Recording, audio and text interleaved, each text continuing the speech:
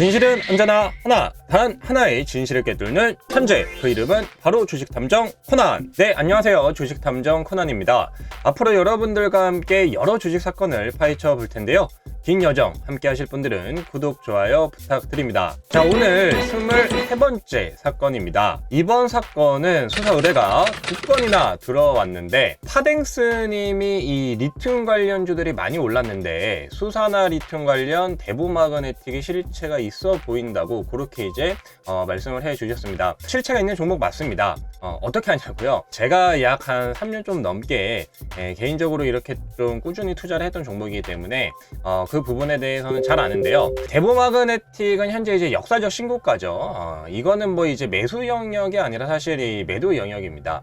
저희 영상 이제 쭉 보시면 아시겠지만 이미 많이 오른 종목들 추천해가지고 여러분들 물리게 하려고 이렇게 영상을 찍는 게 아니라 많이 떨어진 종목 중에서 좀 줍줍할 수 있는 종목 위주로 말씀을 드리는 게 저희 이제 영상의 취지다 보니까 투자할 게 딱히 없습니다. 사실 뭐 이제 뭐 가지고 계신 분들은 파시면 되고요. 지금 살까? 그거는 이제 개인적으로 좀 생각을 해 보시는 게 좋지 않을까. 서운해하지 마시고요. 대부마그네틱은 그래서 패스를 하도록 하겠고요. 그래서 오늘은 라온피플을 보도록 하겠습니다. 라온피플 오늘 볼 건데요. 혹시 뭐 또 이 사건 의뢰를 하시고 싶으신 분들은 동영상 하단 댓글에 수사 의뢰 종목명 남겨주시면 제가 최선을 다해 사건 또 해결해 보도록 하겠습니다. 오늘 이 안재신님께서 노바렉스 사건 너무 잘 봤다 칭찬해 주셨어요. 네, 저도 너무 감사드리고요. 라온피플 이 수사 의뢰를 하셨는데 회사 내용보다 이 전환사채가 좀 궁금하다고 그렇게 이제 말씀을 하셨네요. 그래도 뭐 이 회사 내용만큼 좀 기본적인 게 없으니까 기본을 충실해라. 회사 내용과 함께 전환사채에 대해서 오늘 또 알아보도록 하겠습니다. 증거 수집! 네, 일단 이 회사 내용부터 간략하게 좀 보시면요. 여기 이제 나와 있듯이 AI 머신 비전 솔루션 기업입니다. 그리고 뭐 2010년 1월 설립 후 4차 산업혁명의 핵심 기술인 인공지능을 이용해서 비전 솔루션을 제공하는 전문 기업이다 라고 이제 밝혔으니까 뭐 4차 산업혁명 관련주로 그렇게 이제 여러분들이 보실 수 있겠죠. 기술주입니다.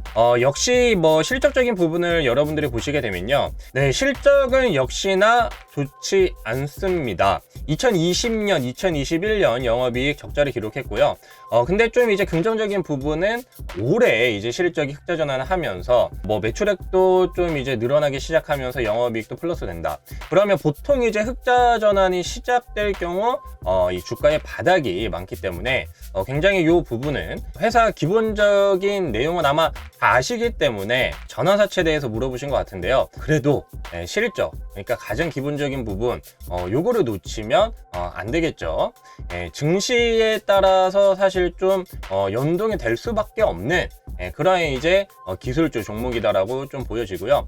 왜냐하면 이 기술주들 최근에 뭐 금리 급등하면서 세계적인 글로벌 대기업들도 막 7, 80% 그렇게 이제 다 폭락을 했지 않습니까? 그래서 이 종목 역시도 뭐 글로벌 대기업이라고 보기에는 힘든 중소기업이지만 비슷한 모습입니다. 즉 시장의 어떤 매크로 환경, 금리가 안정이 되면은 반등을 좀 모색할 수 있을 것 같습니다. 그리고 이 두 번째는 오늘의 어떻게 보면 하이라이트라고 볼 수 있겠습니다. 안재신님께서 이 궁금해하신 전환사채 관련된 부분을 알아보도록 하겠습니다. 일단 이 전환사채가 뭐냐? 말 그대로 주식을 전환할 수 있는 사채, 채권입니다. 그래서 이 전환사채 가격이 현재 주가보다 좀 높게 그렇게 이제 발행이 되면 앞으로 뭐 주가가 오른다라고 생각을 보통 하겠죠. 근데 여기서 여러분 매우 중요한 게 있어요. 매우 중요한 게 뭐냐면 바로 리픽싱 조항입니다. F 발음, 픽싱, 완벽한 발음이죠. 뭐요? 전환사채를 처음 발행했다고 해서 무조건 그 가격으로 전환이 되는 게 아니라 주가가 낮아지면요 거기에 맞춰서 계속 이 발행가액이 조정이 돼요. 그래서 전환사채가 인기가 많습니다. 왜냐면 이 전환사채를 찍어서 이 돈을 빌려주는 사람 입장에서는 야, 전환사채 가격 계속 다운시킬 수 있고 물론 거기에 이제 어디까지 이렇게 리픽싱 된다라는 조항이 다 들어가 있는데 대부분 주가 하락하잖아요. 그러면 계속 거의 리픽싱이 됩니다. 전환사채는 뭐 이거 사기 아니냐 그런 이제 말도 나오는 이유인데 라온피플 전환사채는 좀 특이합니다. 여기 이제 그 안재진님께서 말씀하신 거는 요거 같아요. 2021년 10월 27일 날 나온 전환사채 발행 결정 관련된 부분인데, 뭐 무기명식 무보증 3호 전환사채입니다. 그래서 일단 뭐 누가 여기에 돈을 빌려줬냐 아래에 다 나오거든요. 보시면 키움 AI 신기술 사업투자, 키움증권, 뭐 KB증권, 이렇게 좀 이제 증권사에서 많이 이렇게 이제 돈을 빌려줬는데, 여기에서 가장 중요한 부분은 앞서 이제 말씀드린 부분이죠. 리픽싱 조항이라는 게 있습니다. 여기 보시면 전환 비율이 100%고 전환가액 이렇게 이제 되어 있는데 17,581원이에요.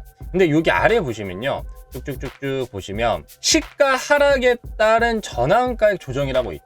즉 이게 주가가 내려가면 이 전환가액 자체도 대부분 낮춥니다. 그래서 전환사채를 발행해준 사람에게 아유 이거 주가 떨어져도 걱정하지 마세요, 그렇게 이제 하는데, 자 최저 조정가의 근거 시가 하락에 따른 전환가액의 조정이 없다고 합니다. 뭐야, 그러면 이거 주가 떨어진다고 해도 결국 17,581원에 되는 거야? 그러면 현재 주가 얼마인데? 와, 4,500원? 뭐 물론 이제 무상증자를 했기 때문에 권리락이 이제 마이너스 50% 맞기 때문에 이게 이제 곱하기 2를 해서 9,000원 정도라고 이제 보셔야 되는데, 그래도 주가가 2배 가량 올라야 됩니다. 그러면 뭐지?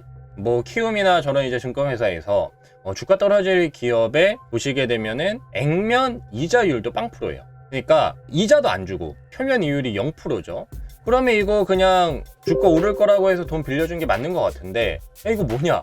뭐 이런 게 다 있어. 이런 게 가끔 여러분 있을 수도 있습니다. 그러니까 투자의 100%는 없잖아요. 그러니까 전환사채 빌려줘도 그 전환사채에서 손실이 발생을 할 수가 있어요. 특히 지금 이 증권사 뭐 구조조정 많이 한다고 그러고 증권사 굉장히 어렵다는 말이 굉장히 많이 나오고 있는데, 정말 이 구조조정 엄청 심하게 하거든요.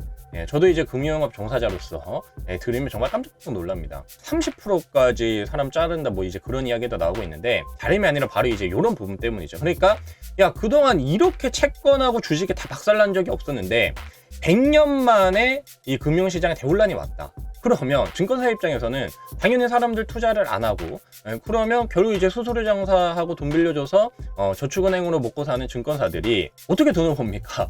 돈을 못 벌다 보니까 사람부터 자르는 거예요. 일단 인건비부터 줄이는 거죠. 그래서 그런 부분에 봤을 때 투자를 실패한 거다 그냥. 근데 왜 그러면 돈을 빌려줬는데 이렇게 좋은 조건으로, 회사에 유리한 조건으로 빌려줬는지 세 번째 증거를 통해서 간략하게 좀 알아보도록 하겠습니다. 자, 세 번째 증거는 바로 이 회사의 주가 부양 의지인데요. 최근 이 라운피플의 공시 중에서 눈에 띄는 공시가 있었습니다. 뭐냐면 자사주 소각 결정 관련된 부분이에요. 그러니까 자사주 소각이라는 것은 여러분들이 좀 되게 헷갈려 하시는데, 자사주 매각, 즉 이제 처분과 자사주 소각은 완전히 다른 이야기입니다. 지금 여기는 분명히 자사주 소각이죠. 주식 소각 결정을 했는데 뭐 소각을 많이 하진 않았어요.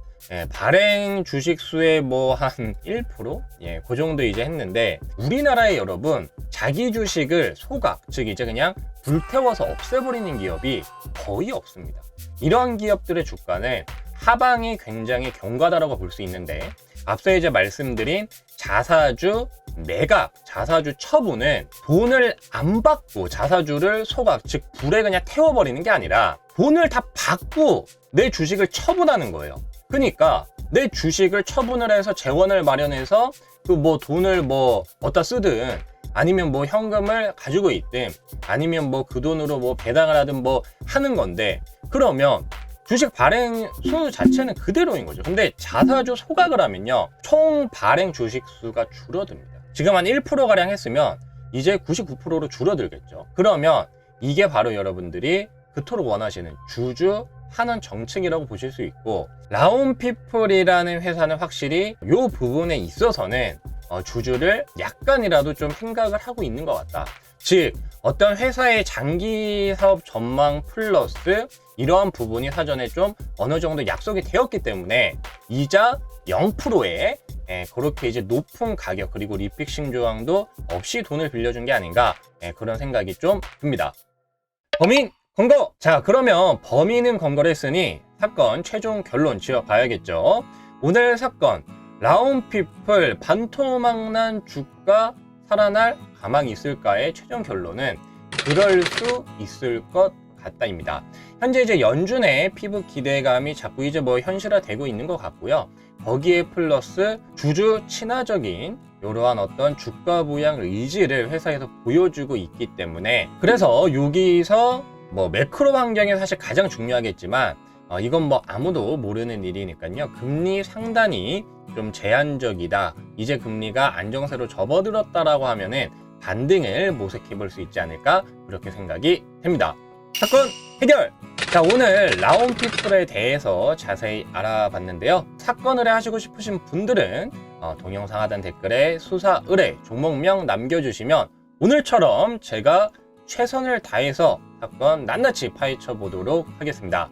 그러면 오늘도 긴 시간 시청해 주셔서 감사합니다.